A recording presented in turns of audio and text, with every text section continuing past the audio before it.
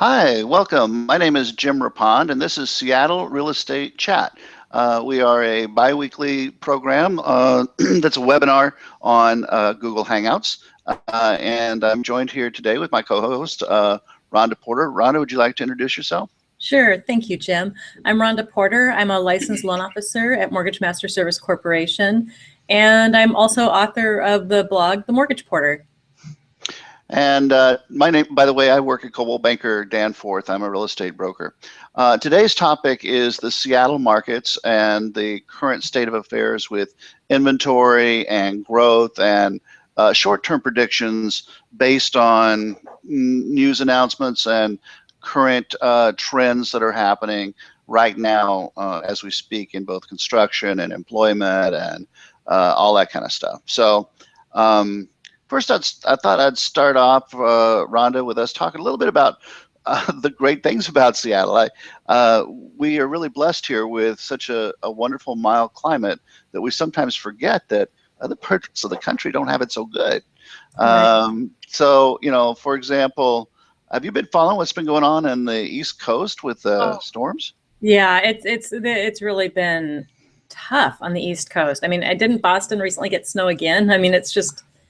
Yeah, I think after 8 or 9 feet of snow the other day, and it's mid-April. If you're not watching this live, it was snowing again, and we're Right. like in our mid 50s. We're touching into the low 60s on a fairly regular basis. Yeah, we get a little rain, but oh my gosh! Yeah. No, And go ahead. Oh, I was just going to say, I mean, we have all four seasons, and they're enjoyable. I mean, they are for the most part, pretty mild, I'd say. Yeah, yeah, I agree. And we're known for having a fair amount of rain, and it does rain here, but it's more of a steady drizzle. We don't get that many downpours per se. So our actual annual amount of rain is not particularly high compared to some other areas that are known for a lot of rain. But anyway, we do have a lot of cloudy days, particularly in the winter, but our summers are absolutely gorgeous. Mm-hmm. As are the So falls and springs. So it's beautiful. yeah, that's true. That's true. So, and then the other thing is the other parts of the country are experiencing some shifts in climate too. I know California, they've got a big drought problem, right? Right. They are having a heck of a time. I'm worried about the future vintages of wine coming out of California. All the tropical Yeah, sun. that's where our concern is. We're not worried about lack of water. We're worried about losing our Lack of wine. California wine. Yeah.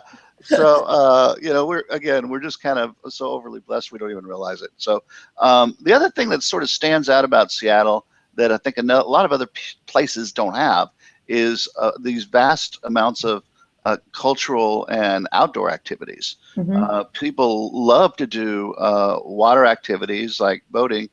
You've been doing some of that lately, right? I have. We have a sailboat that my husband recently picked up a couple of years ago and has refurbished, and so we've been checking out the beautiful San Juans and different areas like that. And it's wonderful, absolutely wonderful. And you're not alone. A lot of people have either yachts or sailboats. Both are very popular here, and it's so easy to get in and out of Seattle because we have those waterways that come into interior lakes that are salt-free, and but also to get easily out into the ocean without a lot of waves and stuff because we have the tides of the ocean because we're an inland sea. We don't have a lot of those kind of waves or worries about that kind of stuff. So anyway, and then of course there's the mountains. We're within 60 or 90 minutes of boots on to great skiing, snow skiing. There's hiking and trails everywhere, camping. It's very easy to get to anywhere in the Cascades, and with the beautiful mountains and all. So I won't go on a lot about that anymore. I've already kind of drilled that in. I feel sorry for the people that are other places have to listen to it. But we also have a lot of cultural stuff too, arts and stuff. For example, what do you think are maybe our biggest cultural things? Are they museums? Are they symphonies? Or Oh my gosh. Well, I mean, it all depends on what your interests are, but I think that there's actually, I think, something here for everybody. So And I need to go and check out some of our museums again. Rob and Mohai's been on our list for a while to go check out. Yeah, they just redid that down at the Armory at the base of South Lake Union there. So they moved it to a much more publicly visible place. It used to be kind of tucked away back by the University of Washington there, and if you didn't know where it was, you probably wouldn't have it on your agenda to go to. But I guess if I were to pick right now in Seattle, our biggest cultural activity is Seahawks. Mariners. And Mariners too, Yeah. but the Seahawks have kind of taken over this town as being a super supported team that everybody is just in love with. You know, they're sort of like the perfect models of the type of people we'd like to be seeing doing sports. They have all the stamina of youth to continue to move forward for a long time and doing really well. You know, and it's just a great team. Mariners too, but they're kind of a little hot and cold sometimes. But if you're a baseball fan, they're a pretty good team, and they got a great stadium. So. And we're off to a great start too. So we had another win last night. That's right. So you know, it's yeah, we'll see. They have a lot of high hopes this year, I've heard. So yeah, it's worth keeping track of them. So anyway, that being said, what we really wanted to talk a little bit about, and we only have about 15 minutes here, is the real estate market and the effects of all of this stuff. Probably the biggest thing that's always true with real estate that affects values is jobs. And that's kind of a given anywhere on the planet. Job growth drives real estate values, and lack of jobs, unemployment drives the values down. And we're pretty fortunate here in having a diverse yet high-paying job growth environment. So just to name a few that stand out really big, we've got Amazon.com. We've got Zillow, which is in our industry, that's in the middle of a lot of growth as well. And Expedia, that had been over in Bellevue, has decided to move into the downtown Seattle area, and that's going to bring with it, I think, around 6,000 jobs plus another 1,500 they intend to add. And recently, Alibaba out of China has announced that they intend to probably make Seattle their U.S. headquarters as they move forward in growth into the U.S. market. And that's sort of the Chinese version of Amazon. But if you're not familiar with it, but you know, the growth potential is huge, but partly because of their potential customer base and that they're supported a little bit by the Chinese government, is my understanding. So, you know, with their, I don't know, was it 800 million people in that country, and then moving into this country, they'll be a formidable competitor to Amazon and other e-commerce companies. A lot of other e-commerce companies are coming into here. We have Facebook and Google and a lot of those other social media companies making sure they have a footprint in Seattle of maybe, you know, a few dozen or a few hundred employees, just because it matters so much. So while Silicon Valley is still, probably you know, a bigger draw, I'm not sure by how much. And given California's super high taxes and their drought problems and other issues going on there, I think if moving forward, there's a lot more desire to look at the, you know, greater Seattle area. And don't forget, that includes, we have to think that greater Seattle, because really Bellevue and even Tacoma and Everett and all of those things are so close. It's like the Bay Area versus San Francisco. You really need to think in terms of that broad regional economy. Right. So, right. All of that affects real estate prices. So as we've seen in the last year and a half, we have a almost monthly statistic that shows that list price and sale price are either the same, or the sales price is sometimes a little higher than the list price. So what that means is that in many cases, maybe most cases, prices that are well priced and are in fairly high demand areas are getting multiple offers. And there's a lot of data to support that. I was going to bring in a couple of articles here, but maybe what I'll start with, let me see if I can screen share this, is this little map here. I don't know if you can see it very well. I'm going to try to get it so you can. It looks like a hot heat map. It's a little heat map, yeah. what this is for people not familiar with Seattle is kind of it is a heat map that shows the concentration of jobs and also the housing demand in the Seattle area. So, you know, when you're looking at the downtown area, that's the core, and that's where you're seeing these are mostly. I shouldn't say mostly. There are many condominiums, many multifamily properties like townhomes and stuff. Is that blinking on your It screen? is blinking. Yeah. Oh dear, I wonder if there's something wrong. Well, anyway, I'll take this off screen, but I think, oh, maybe I just need to, maybe I needed to do that. I'm sorry, folks, if this hadn't been visible to Oh, you, it's but now blinking. Like, it's still blinking. Okay.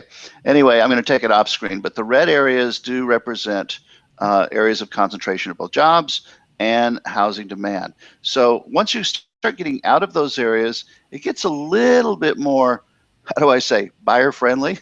Well, in terms of you got a chance to look at a house and maybe wait a couple days before you make an offer, but no guarantees in that.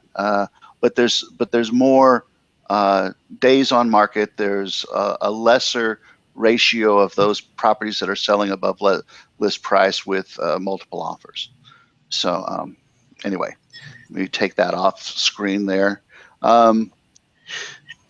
The other thing that's happening with our market here is we're having a lot of people move just outside of Seattle, and so that that kind of skews the numbers a little bit, because you say our net growth. You know, when the statistics come from the city and stuff, they talk about net migration into Seattle. That's sort of their bottom line number that they're looking at. So let's say they say, you know, last year there was a net migration of 10,000 families into Seattle. I don't have that exact number. I'm just using it as an example.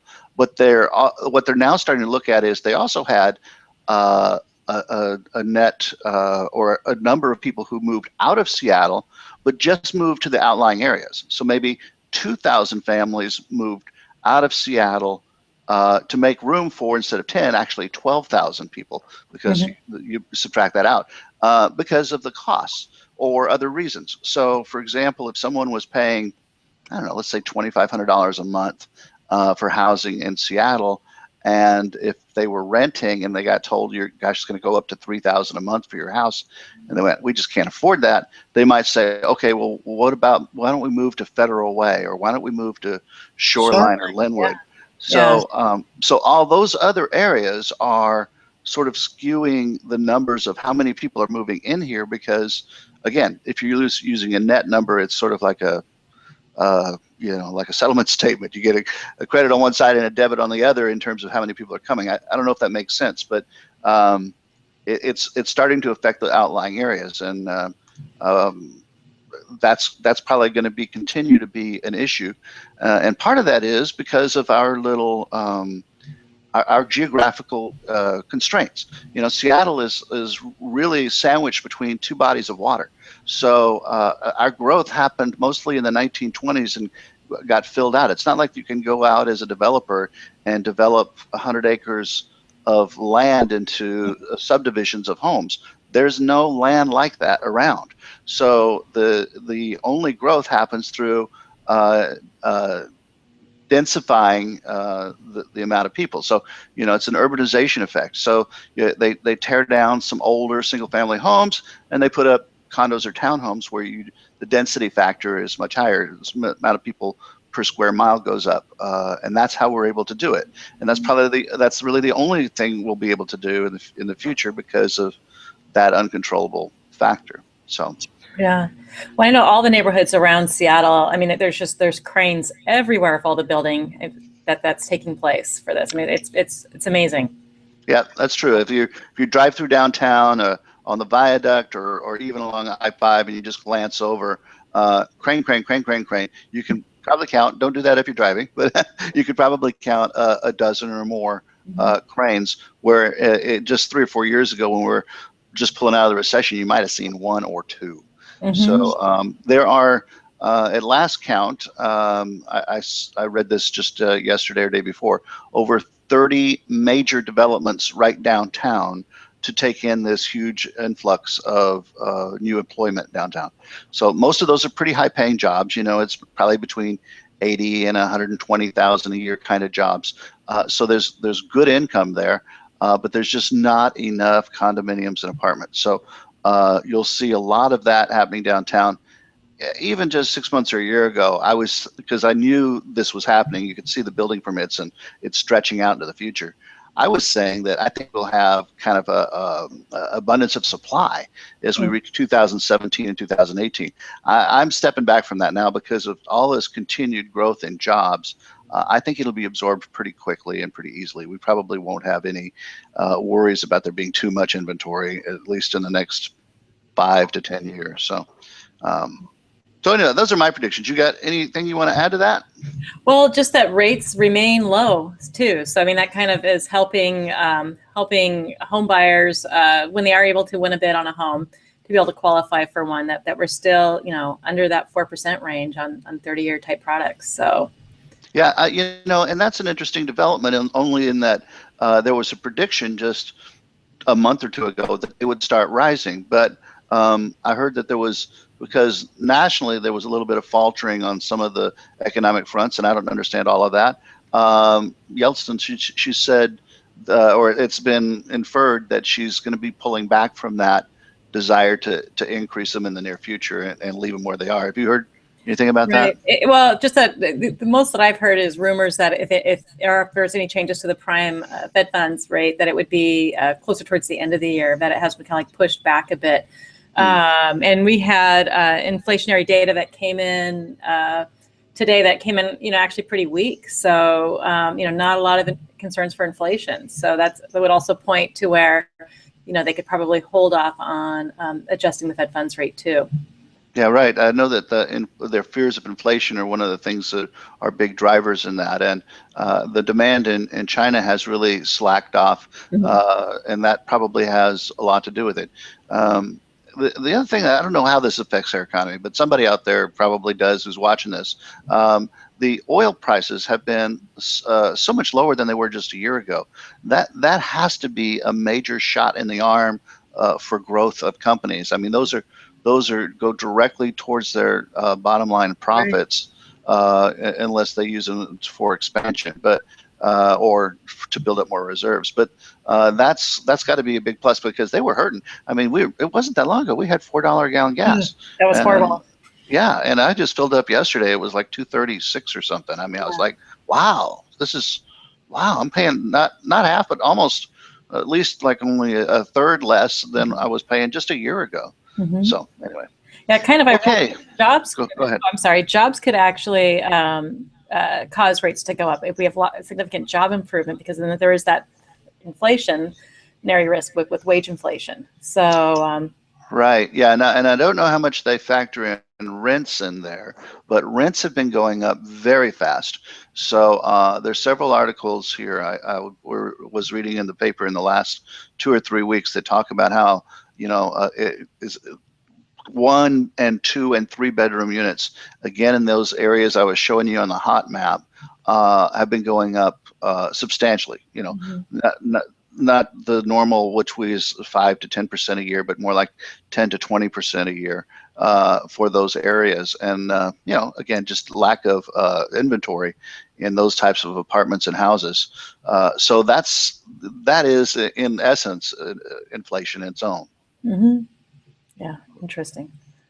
Okay, so I think that's about it. We're actually getting pretty close to a 15 to 20 minute limit. We didn't go into a lot of specifics there, but we wanted to give you some of the generalities of what's been going on with the market here. It is still a very hot seller's market. If you are a buyer out there, you're going to want to put all your ducks in a row, get your pre-approval letter, squeaky clean and perfect, know exactly what kind of financing you're going to do. If you're paying cash, that's even better. If you're not all that familiar with the buying process and need to get educated on it, actually, we have a seminar coming up this weekend, don't we? Right, on Saturday. Okay, yeah. So, and it's going to be pretty big. It's getting bigger these days, but there'll be maybe 15 or 20 people. Who knows? We already had a lot of people register. So I encourage you to register today if you have any desire to go. And this one's going to be in a great location. It's right at the top of Phinney Ridge in the Greenwood Library, and that's just a super nice spot there. And I believe they've got some parking back behind, and they've redone that library, so it's quite a nice facility. Yep, and we'll be starting at 11 on Saturday, April 18th. And we do our best to wrap it up around 4, and then Jim treats everybody to pizza. Yeah, and it's the class is free as well. So if you're thinking about buying a home, and this is whether you're a first-time buyer or you just like to kind of give yourself a refresher of what's involved with the whole process, we'll go through everything with the purchase and sale contract, show you all kinds of different financing options. We're certified by the Washington State Housing and Finance Commission to give you a certification that you can use if you qualify for some of these extra programs where you might get down payment assistance or slightly lower interest rates. Or there's a bunch of variety. How many programs do they have now, Rhonda? Oh my gosh. I think there's about like 8 different types of down payment assistance programs. So plus the mortgage credit certificates too, tax credits.